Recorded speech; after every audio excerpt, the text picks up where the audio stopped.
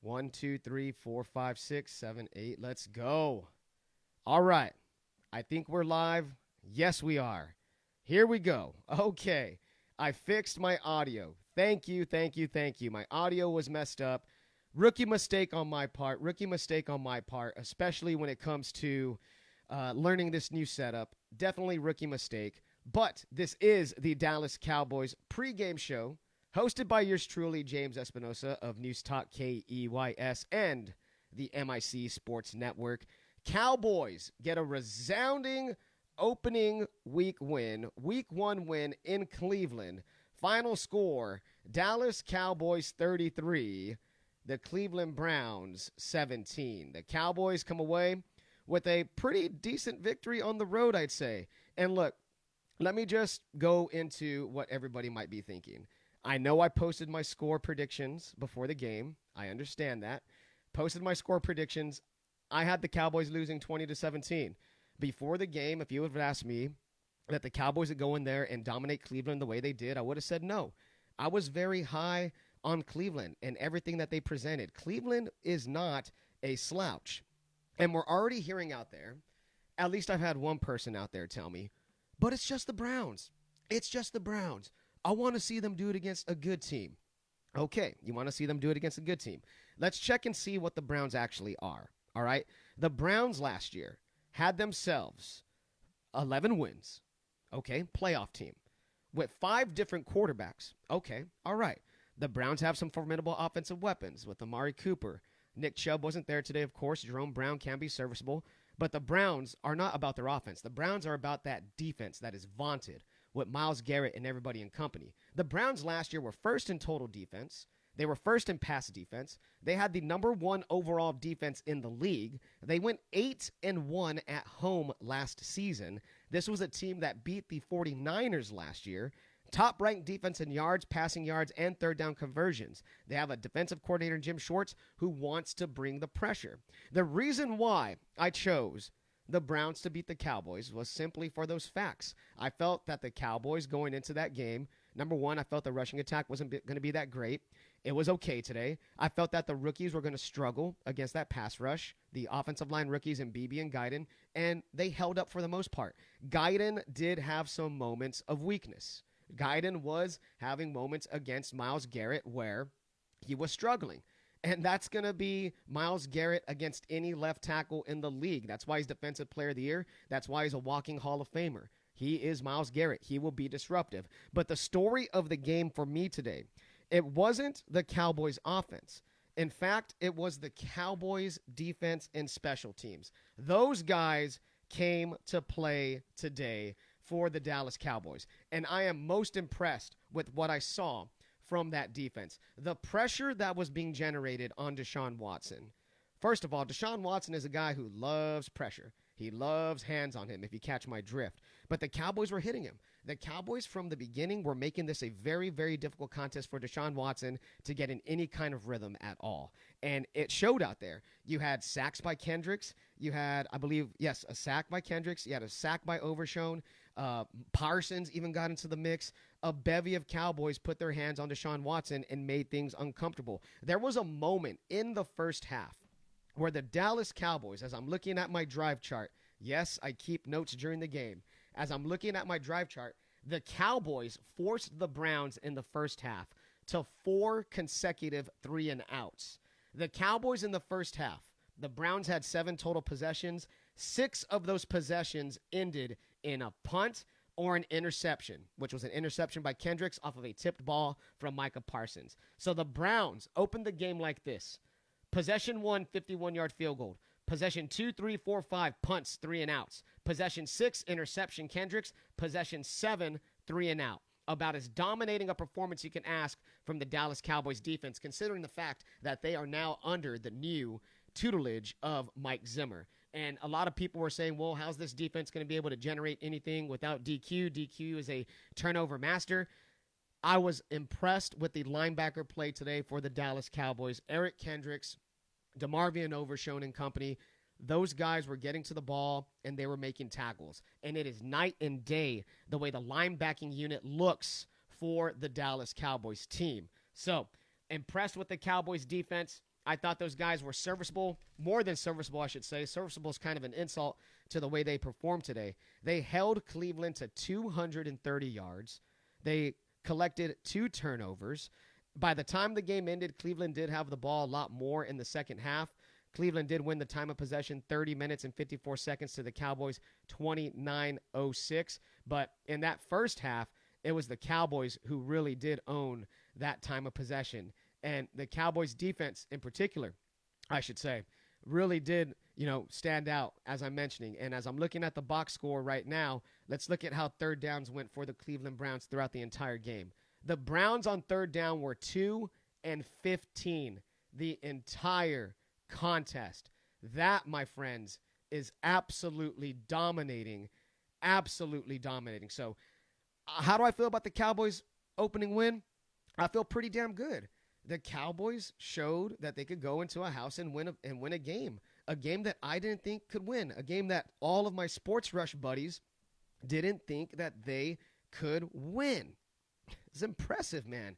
You got to be impressed with what the Cowboys showed out there today against the Browns in the opening win of the season. Now, what are some things that we could take away from this Cowboys game that can be worked on? I thought that the offense, for the most part, looked okay. They moved the ball down the field. Dak was effective in the first half. Dak was feeding CeeDee Lamb. Lamb finished with 5 receptions for 61 yards, on 10 targets. Cooks had the touchdown, which was a beautiful pass from Dak where Cleveland brought the pressure on a blitz. Dak had one-on-one coverage in the backfield. Cooks faked inside on a post, then went out on an out route to the corner end zone, wide open. It was a masterful play call, a masterful throw from Dak Prescott. And speaking of Dak Prescott, that's the new man right there. That is the new man who is the highest paid quarterback in NFL history, the highest paid player in NFL history, where this morning on our Sports Rush show, we broke the news as it crossed our wire, where Dak Prescott signed that 4-year, $240 million contract with $231 million guaranteed. Quick take on the Dak contract for those of you guys out there who might be questioning it. Look, the Cowboys needed to do this. If the Cowboys want to stay relevant, if the Cowboys want to stay winning, they needed to sign Dak Prescott. Dak Prescott has won 60% of all games that he has started. There's not many quarterbacks out there that can say that. If Dallas wasn't going to give him the bag, somebody else was going to give him the bag. And I feel great that we get to see Dak Prescott for at least 4 more years, that we get to see Dak Prescott at least try to rid some of those January demons. And I'm happy that he's not going to do it in another uniform. It would have killed me to see him in another uniform try to reach the ultimate goal of going to a Super Bowl. Now, of course, 2-5 in the playoffs, right? Y'all guys are going to criticize Dak for his playoff record, but it cannot be criticized that they have been a successful team under Dak Prescott, and they win ball games with Dak Prescott. He has not lost or won. He has not won let me rephrase that. He has not won less than 9 games in his career in a season that he has started. He is a consistent winner. He gives the Dallas Cowboys the best chance to win.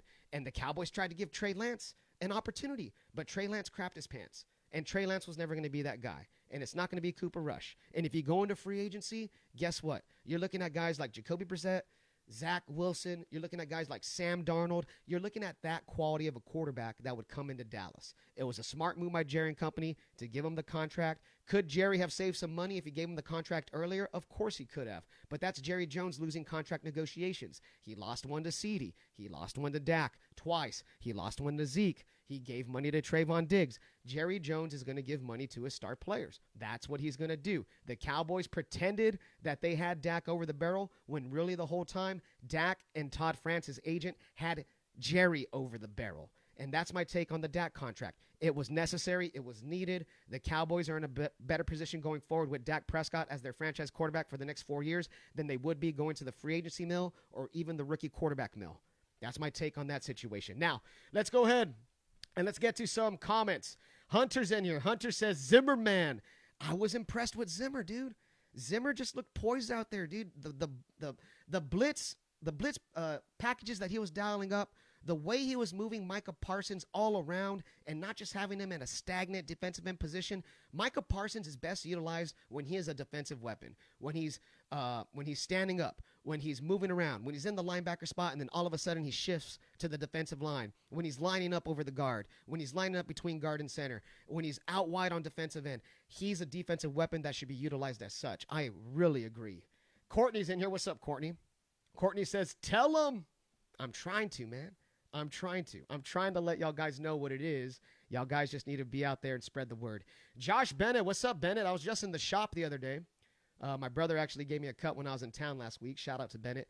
Bennett says, quote, if they hate, then let them hate and watch the money pile up. You damn right. You damn right. Dak's doing just that. Now the richest man in NFL history, $231 million guaranteed, the most ever by a player. So Chuck's in here. Chuck says the biggest offseason signing was Zimmer. Yes, man. Yes. The Cowboys defense was stupendous out there. And what they were able to accomplish against the Browns, they made Deshaun Watson look pedestrian, right? It was an awesome thing to see how the Cowboys performed. So Cowboys did force 2 turnovers. I'm trying to find the total sacks. Yep.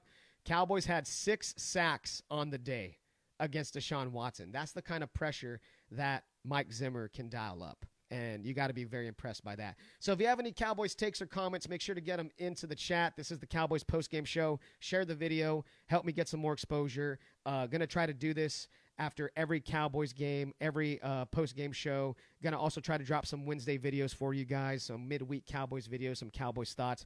Cowboys 33, Browns 17. Now, let's talk about the special teams. Kevontae Turpin with that 60-yard punt return for a touchdown. That was awesome to see. That one set the tone for the second half, and that one really was the proverbial nail in the coffin. It was good to see Turp out there, get some room on that punt return, hit that corner, go up at the sideline. He even had to kind of maneuver his way behind a block. He was able to do that, but once he's even, he's leaving. Turpin with the big punt return was huge. Huge play that put the Cowboys up 27-3. Now, Brandon Aubrey. Aubrey is a straight-up menace with that leg. Field goals of 57, 40, 50, and 46. Brandon Aubrey by himself had, off those 4 field goals, had 12 points. And a stat that I saw at the end of the game that was pretty shocking. The special teams of the Cowboys had 21 points of the Cowboys' total 33. Now, of course, you'd like to see more touchdowns than field goals. That is something that I think the Cowboys probably need to work on going forward. The Cowboys were not that good on third down today. Only 4-14 on third downs. That's not going to do it as the season progresses. The Cowboys only had 265 total yards, averaged about 4.4 per play. The thing that killed me with the offense today, guys, and if you have any takes, please get them in. The thing that killed me with the offense today was the fact that the Cowboys consistently put themselves in 3rd and long. And when I say 3rd and long, I'm talking 3rd and 7, 3rd and 8, 3rd and 9. You get the point.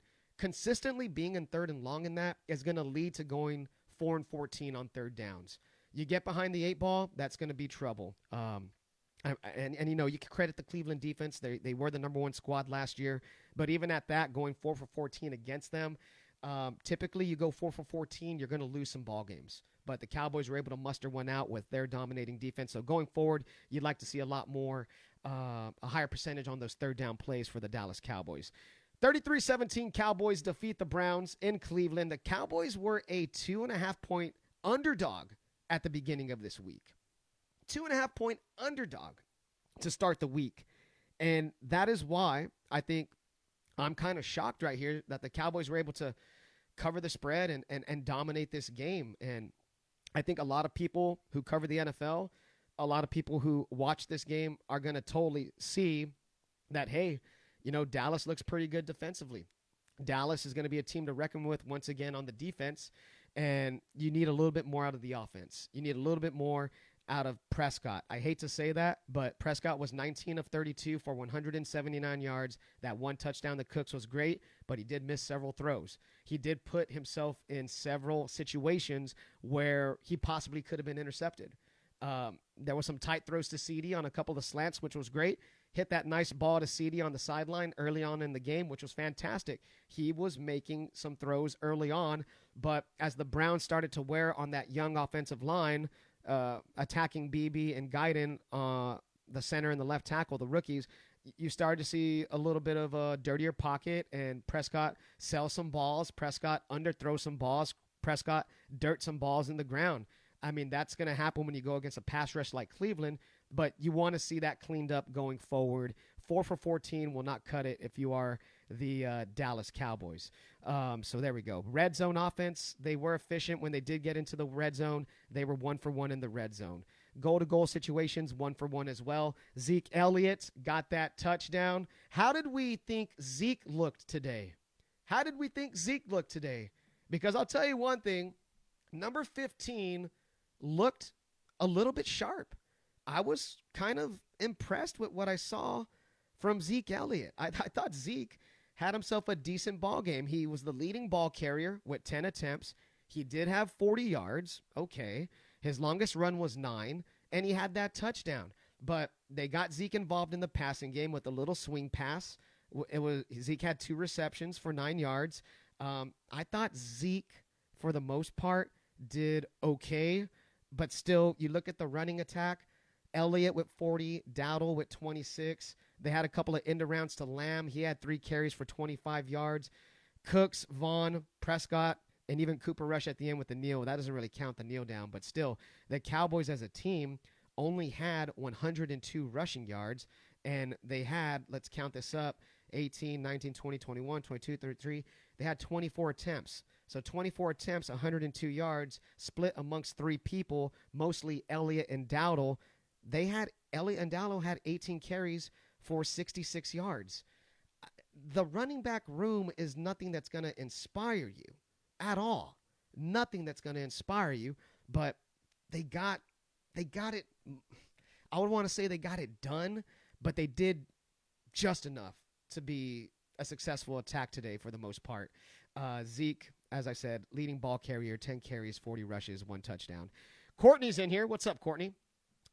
Courtney says, I personally loved it. Zeke had that fire. Yeah, it looked like Zeke did have a little bit of juice. And I'm not going to lie, when Zeke scored that touchdown, there was a little bit of nostalgia, a little bit of sports glee entered my body when I saw Zeke score that touchdown in that goal-to-goal situation. And that's where he could be utilized. In those goal line moments, Zeke can be effective like that. Chuck's in here. Chuck says he was on the grill today and beverage for the day. Oh, Chuck, I bet you had a nice evening. Chuck also goes on to say, for those upset about the Dak contract, imagine the Browns with Watson. Yeah, it could always be worse. It could always be worse. When you have a top 10 quarterback in Dak Prescott, I'll take that any damn day. And you know what? Yeah, it's a lot of money, but it's deserved. I think Dak Prescott's going to be great for the Cowboys going forward, and you have the best chance to win with Dak on your team. Playoffs, of course, January demons need to be exercised. We all know this. You're barking up the wrong tree. You're preaching to the choir if you come in here and tell me, but the playoffs. I know. We all know. Everybody's aware that the playoff situation is not great, but he gets you to the playoffs. He consistently wins. He puts you in contention for division titles. You got to get to the tournament first and foremost before you can think about winning the Super Bowl, and Dak Prescott, for the most part, does that. Coach Smith is in here. What's up, Andy? Andy says, let's go. Got to work on the run game. He's worried about that. Andy says, will Cook make a difference? And then he also goes on to say, Dak, we had to pay him. He's a top 10 guy. Agreed on the last part. Agreed on the run game. A little bit worried about that. It's suspect.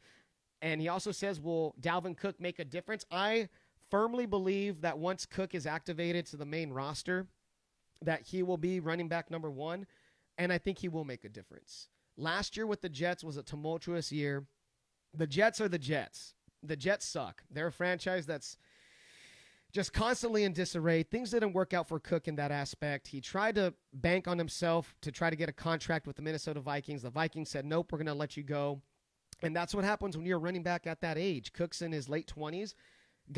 Teams aren't going to hand out big contracts to those running backs anymore. But Cook, in my opinion, still has some juice. He still had some juice in that last year with the Minnesota Vikings. For the most part, with the Jets, he didn't really do anything. So I think he still has some fresh legs. I think once he gets onto the Cowboys 53 or game day 47, whatever it is nowadays, I think Cook is going to be an effective running back, and I think he's going to be running back number 1. Honestly, I think he's probably the best running back on the team right now, and he hasn't even played it down for the Cowboys.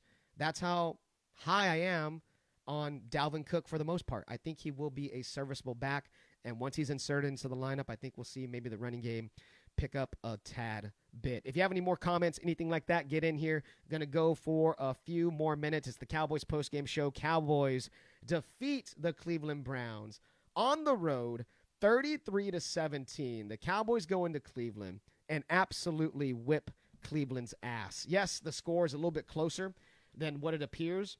It was 20-3 at halftime. Dallas had some ridiculous first half stats.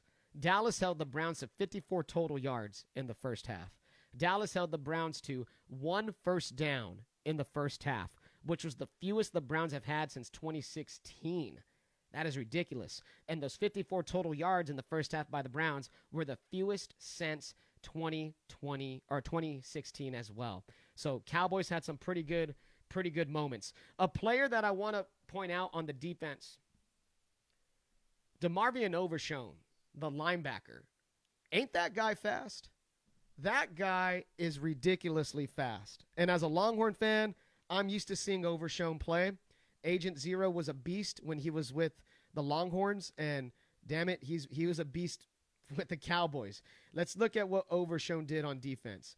DeMarvion Overshown on defense had a total of 1 sack where he closed down on Deshaun Watson with some acceleration, speed, and ferociousness that we haven't seen from a Cowboys linebacker in quite some time. He had tackles. Let's see right here. He had a combined 6, 7, 8, 9, 10. He had a combined 11 tackles. He had 5 solos, 6 assisted.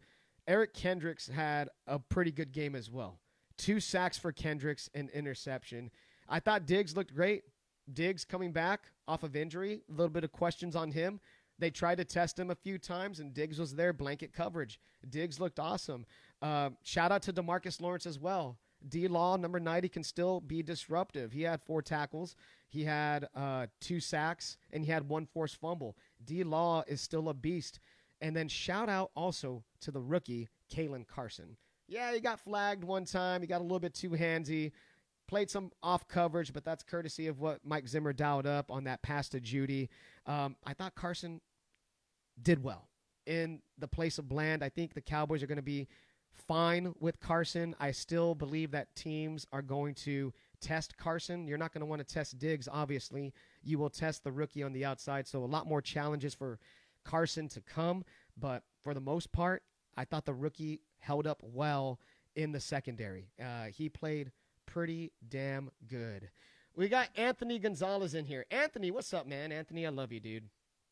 Anthony is, I'm not sure, Anthony, you got to tell me. I know sometimes you like to troll me with some of my takes, especially when I'm wrong, but I appreciate that. I like people who hold me accountable, and you've always been a supporter of me and my show. Anthony says, I can't believe none of y'all picked the Cowboys. He's talking about my Sunday Sports Rush crew. None of us picked the Cowboys. We all picked the Browns to win. As I mentioned, it was just hard for me to pick the Cowboys, especially not knowing what the running game would look like, not knowing what the rookies on the line would look like, going against a formidable defense. I didn't anticipate the Cowboys defense to look that good today, and I was wrong, and I'm glad to be wrong. I'm glad the Cowboys proved me wrong. So I'll own that take. I'll eat the crow, but I'm here rejoicing in a Cowboys victory, so I guess we all kind of win in that aspect. Anthony, shout out to you, man. Shout out to you. Andy says, Zeke helps in pass pro and leadership, and he agrees with the take. Yeah, I mean, he picked up some pretty good blitz pickups. He really did. You saw number 15 in there, go in, chip a guy. You saw number 15 in there, step up whenever there was a free rusher. Zeke does bring that, and that's a big quality, big quality. Smith says, D. Lawrence played well. Good to see that. Exactly. And then Courtney also chimes in once again. Shout out to you guys in the chat, by the way. Y'all guys are awesome. Courtney does chime in and say, even though it was called back, Zeke jumping over that defender got everybody fired up at Brewster Street. It was super dope. Nice, man. You saw the game at Brewster? That's dope. I like that. I like going to see games with big crowds like that, but at the same time, I'm kind of crazy when it comes to the Cowboys. It gets loud in the Espinosa household. A lot of yelling at the TV, a lot of standing up, a lot of hands on knees as if I'm a coach on the sidelines. I'm kind of a madman when I watch the Cowboys, and so when I'm in group settings like that, I'm going to be honest, I kind of feel uncomfortable in a way because I have this weird mindset that everybody's not paying attention to the game like I'm paying attention to the game. I guess that's just a weird thing with me, and I probably shouldn't be like that. But I would like to go out to more watch parties. That'd be kind of fun. So, hey, next time y'all guys are having a watch party somewhere, let me know. I might roll through for at least a half and have a beer or two with you guys. I think that'd be fantastic. I think it would be fantastic. So if you have any more comments, get in. We're going to go ahead and wrap this up here in about 5 minutes. Final thoughts on Cowboys and Browns. Post-game show with James Espinosa.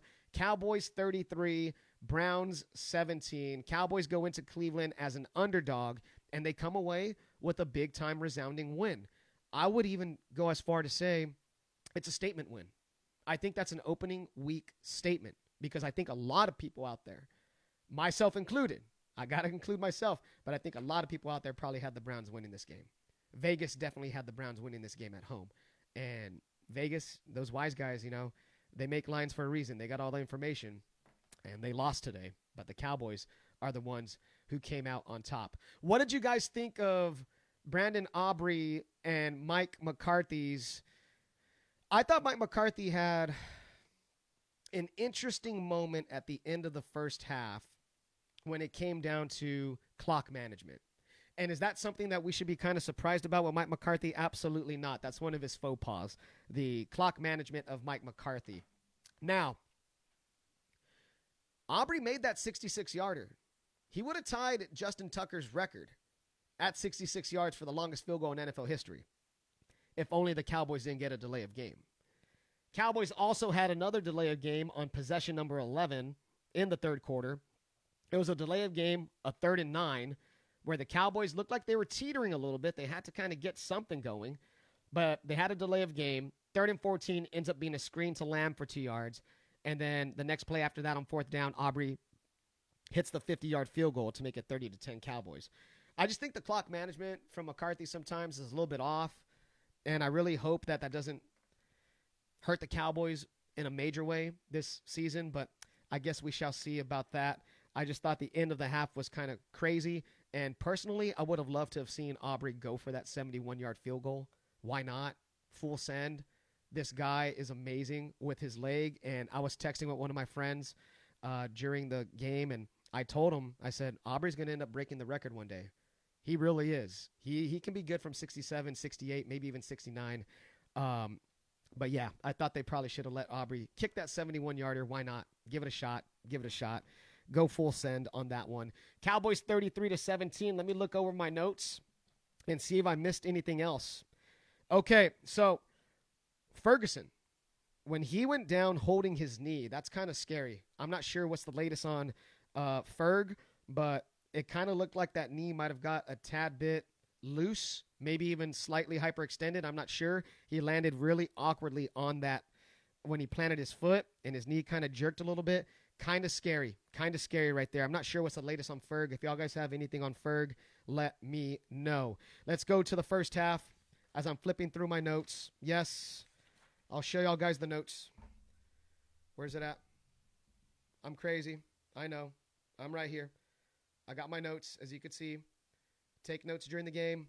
I'm a madman. That's what I do, but I want to be sure I'm accurate for you guys out there. So first half, right away, Micah Parsons was showing that he's going to be a menace.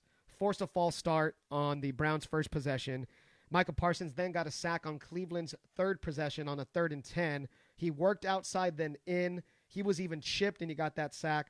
That was very, very, very impressive from Micah Parsons. As I mentioned, he's going to be an animal in this Mike Zimmer defense where he's not going to be forced to just play strictly defensive end. He's going to be more of a defensive weapon. More notes from the Cowboys game.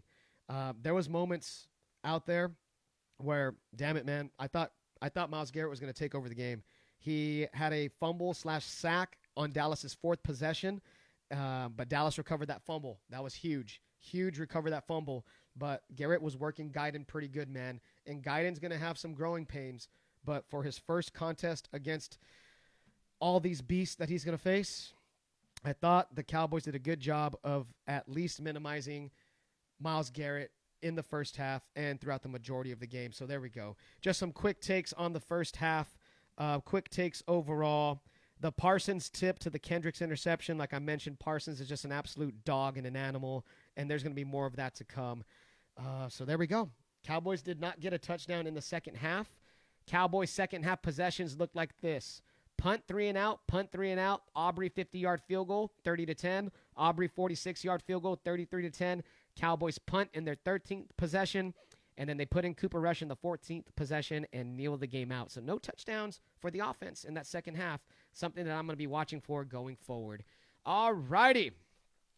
That's going to go ahead and wrap it up. I am about done, guys. Went 30 minutes strong for you. Cowboys post-game show with James Espinosa. Going to do this every week, man.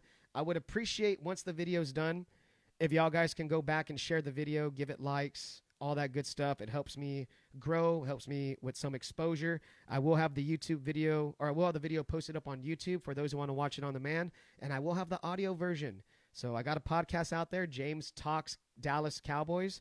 I'm going to be posting that around as well. So if you want the audio feed, it will be out there. I'll post both of those links, in the comment section for those to find. And if y'all guys could share, like, all that stuff, it would be most appreciated. All right, that's going to wrap it up.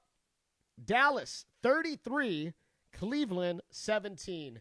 The first post-game show of the year ends in a victory. And now it is on to the New Orleans Saints. 12 p.m. next Sunday. Early kick.